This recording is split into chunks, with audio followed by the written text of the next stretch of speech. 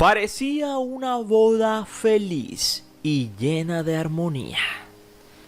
Carolina de Mónaco, la princesa más guapa de Europa por aquel entonces, se casaba enamoradísima de un maduro empresario francés. Su nombre, Philippe Junot.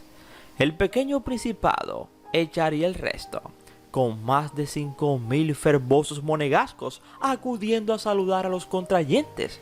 Los padres de la novia, el príncipe Rainiero y la exestrella de cine Grace Kelly, congregaron a la aristocracia internacional y a su círculo cercano de estrellas de Hollywood, con lo que el evento era aún más atractivo para la prensa llegada de todo el mundo.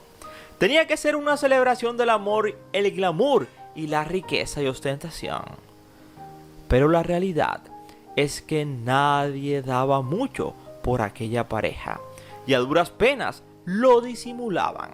Los medios hacían eco sin reparos de lo que la gente comentaba con escepticismo. La diferencia de edad de 17 años entre los contrayentes y sobre todo la dudosa vida profesional de Junot, famoso por su agitada vida nocturna. Incluso llegó a ser llamado el emperador de la noche. Era un tipo que tenía numerosos romances. La pareja con un descriptivo título por parte de la prensa, llamado La princesa y el faraón de la noche. Ese día, Rainiero de Mónaco comentaría a una mujer cercana a él: no me felicites, mejor dame el pésame. Si quieres saber más de esta historia, te invito a que te sientes, a que te relajes y que disfrutes del siguiente video. Y una vez más, gracias por preferirnos. Y recuerda que cada día somos más y que tú eres nuestra estrella. Mis estrellas. Y no se les olvide suscribirse, compartir y darle like. Y gracias.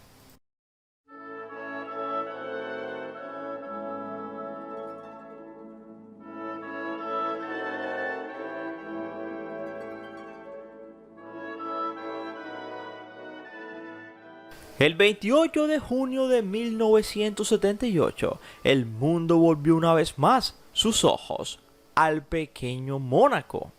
Si la boda de su princesa veinteañera antes había salvado el futuro del principado, si Rainiero no tenía un heredero varón, el pequeño país pasaría a depender de Francia, perdiendo con ello el gran privilegio, por ejemplo, de no pagar impuestos, y lo había colocado en primera línea de la atención mundial, convirtiéndolo en un destino turístico además de solicitado, centro de la banca y finanzas mundiales. La boda de la hija mayor de Rainiero era un evento más jugoso del año para el papel de aquel entonces. El elegido no era un príncipe, como les hubiera gustado a sus padres, ni un plebeyo millonario de discreta anónima vida. Era algo para la prensa mucho mejor. Era el emperador de la noche, como se le conocía en toda la costa azul francesa. Philippe Junot y Carolina se habían conocido en París, donde ella se había trasladado para estudiar filosofía en la Sorbona. Después de abandonar la carrera de ciencias políticas, París supuso para la joven ciertos aires de libertad tras pasarse toda la vida bajo el protocolo de palacio. En su adolescencia, una ya rebelde Carolina protestó ante su madre por las rígidas normas que le imponían con un "pero mamá, esto no es Hollywood". Grace respondió: claro, allí se pueden fabricar mentiras, aquí es la realidad, aquí no. Famosa desde que nació a los 9 meses de la boda de sus augustos padres, Carolina había sido objeto de las fotografías de sociedad durante toda su vida. Pronto, ese tipo de prensa se vería recompensada al convertirse ella en una joven de increíble belleza, a la que las portadas, en ese entonces de todas las revistas prácticamente del mundo, no parecían desagradar en absoluto. Su vida en París era la de muchas de las jóvenes de su época, rica, guapa y con gran relevancia social. Carolina salía, se divertía por todas partes en París. Y como le pasaba a tantas muchachas de su momento, esto era rechazado por sus padres, que eran muy serios, ortodoxos y estrictos, que temían que su hija se estuviese labrando una reputación incompatible. Solo que en el caso de los Grimaldi esto se extremaba al tratarse de un asunto de realeza como pretensiones de abolengo.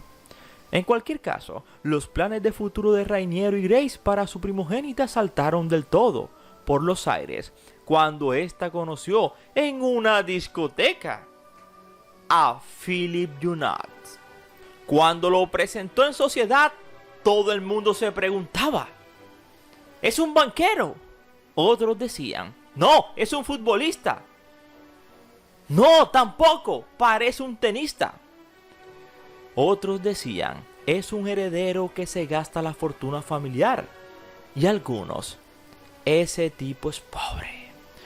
Las especulaciones sobre Junot se dispararon, iban y venían, cuando empezó a fotografiarse en compañía de la radiante princesa. No se sabía a ciencia cierta de dónde salía aquel hombre, pero su fama no era muy halagüeña. Junot no venía del arroyo, era hijo del presidente de Westinghouse en Francia, pero no estaban muy claros esos supuestos orígenes que relacionaban a Junot con un oficial napoleónico cuyo nombre figuraba incluso en el Arco del Triunfo de París. No tenía abolengos. Lo que sí era licenciado en leyes por la Sorbona. Philippe había trabajado como agente de bolsa en Nueva York, había invertido en algún negocio fracasado y para finales de los 70 trabajaba como analista financiero o comisionista para grupos de finanzas franceses con intereses en Estados Unidos y Canadá. Le gustaba la noche, tanto que estaba metido en el equipo de fútbol patrocinado por su club favorito de París, el Castel, lugar donde era fotografiado a menudo con grandes camisas abiertas que dejaban al descubierto el torso. También le encantaban las mujeres, y las mujeres a él también. Un amigo suyo diría: Junot era el producto típico de la Francia de los 60 y 70, en la que el colmo del placer consistía en vivir civilizadamente.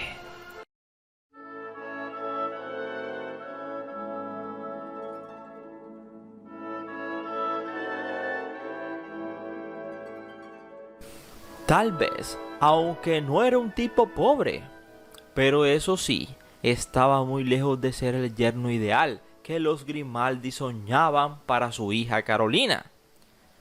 A ella, por supuesto, le dio igual las objeciones paternas, le valían.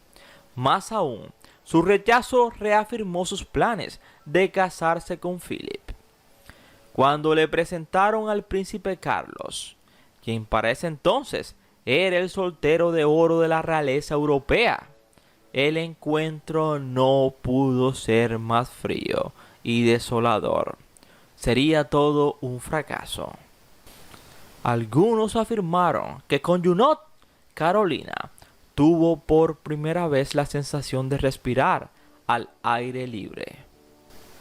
Junot y Carolina decidieron casarse, y sus padres, Grace y Rainiero de Mónaco, tuvieron que ceder y anunciaron la boda. Después de tanta polémica, tantos desaires, tantos ires y venires, por fin llegó el día. La ceremonia civil no estuvo exenta de polémica, pues se guardó la exclusiva para un fotógrafo amigo de Grace, que pudo inmortalizar a la novia vestida con un elegante traje de crepé azul. Sí, fue pública la ceremonia religiosa del día siguiente, del 29 de junio, con una misa matutina celebrada en los jardines del Palacio de Mónaco. Durante la celebración de la boda pública religiosa, estuvieron figuras de la talla de Ava Gardner, David Niven, los condes de Barcelona, los duques de Cádiz. La flamante pareja recorrería de la mano varias calles del Principado, vitoreados por los vecinos que pudieron contemplar de cerca el vestido blanco de la esposa, tocada con 2 rodetes de flores. Al día siguiente, volaron a Los Ángeles y de allí a la Polinesia francesa para disfrutar de una luna de miel de ensueño.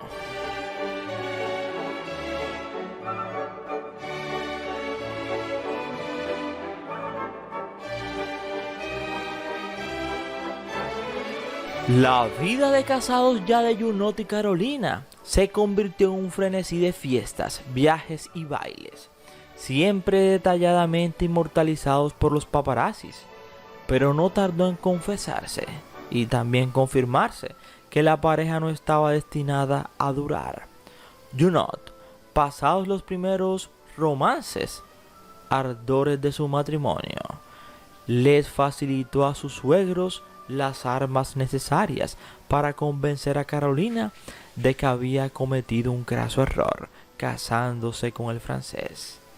En efecto, las infidelidades del marido eran tan frecuentes y notorias. La última de su supuesta secretaria, la costarricense Janina Facio, que la joven acabó pidiendo el divorcio a los 2 años de la boda.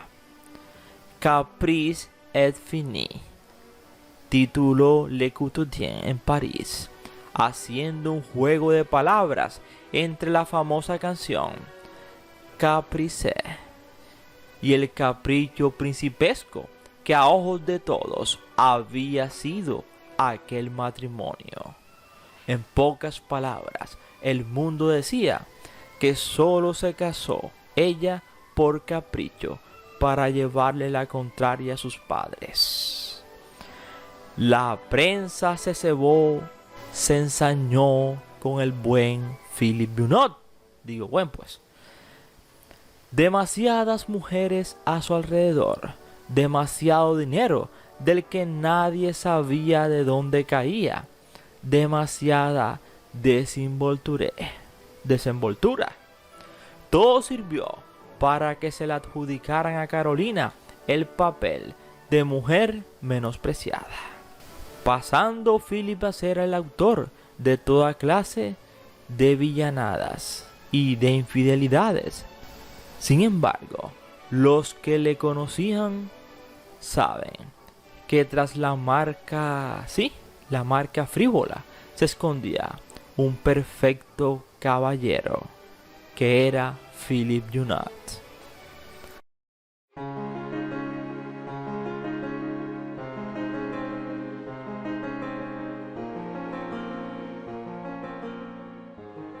Cierto día le ofrecieron una cantidad de dinero para que hiciera un libro a Philippe Junot acerca de la relación que tuvo con Carolina de Mónaco.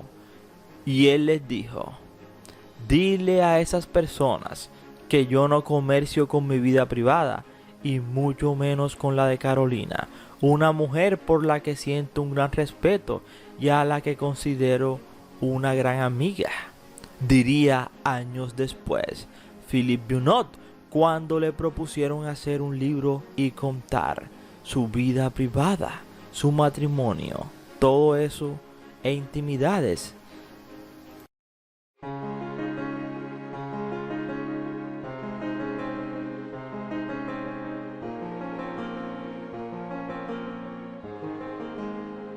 La separación vendría en el año 1983. Eso sí, Junot nunca llegó a contar detalles íntimos de su vida marital, pero sí hablaría de ella en numerosas entrevistas y en sus memorias. Su definición del fracaso de su matrimonio, pese a reconocer haber estado enamorado, era que él era un hombre que venía de un mundo distinto al de Carolina. Eran prácticamente opuestos. En el mundo de Carolina figuraban ahora nombres como Roberto Rossellini, hijo de Ingrid Bergman y Rossellini, o el argentino Guillermo Vilas, ambos desaprobados por sus serios padres, que sí vieron con buenos ojos y respiraron con alivio cuando en el 83 su hija decidió casarse con Stefano Casiraghi, hijo de una acaudalada familia italiana. Discreto y formal era el tipo. Junto a él nacerían sus tres primeros hijos, Andrea, Carlota y Pierre. La imagen idílica de una familia feliz se rompió cuando Stefano partió en un insuceso de barco el 3 de octubre de 1990. También sobre esto escribe un escritor. Cuando Stefano Casiraghi decidió convertirse en promotor inmobiliario, los santones del lugar le auguraron toda clase de problemas, ya que la construcción era un ramo que estaba en manos de una sola y poderosa familia en Mónaco, que no vería con buenos ojos la irrupción en el negocio de un extranjero, por más yerno del príncipe que fuera. Se cuenta que un amigo del escritor del libro, pasando una tarde en coche junto a un rascacielos en construcción, le preguntó a una persona de Mónaco, a un habitante que iba a su lado, por el nombre del constructor de aquel imponente edificio. Y el monegasco murmuró: ¿el nombre de quien está haciendo ese edificio? El dueño es un tipo muy rico, Stefano Casiraghi. Pero es imposible, sí, que lo vea terminado. ¿Por qué dijo así? Quizá nunca se sepa, pero así dijo. Era posible que no lo vea nunca terminado. Pocas semanas después el yerno del príncipe partiría en una carrera. Lo extraño es que su copiloto, sí, quien lo acompañaba, desaparecería pocos días después de la circulación.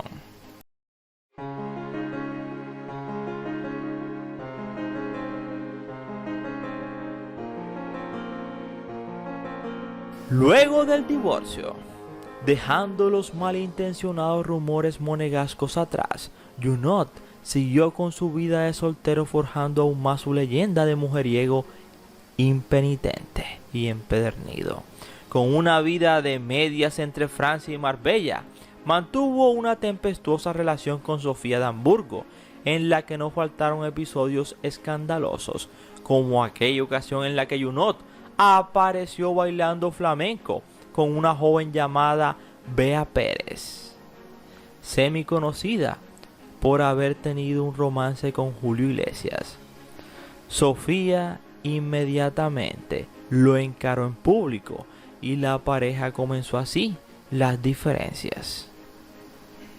Una pelea políglota se vio en el mundo en aquella vez entre el idioma francés y el idioma alemán.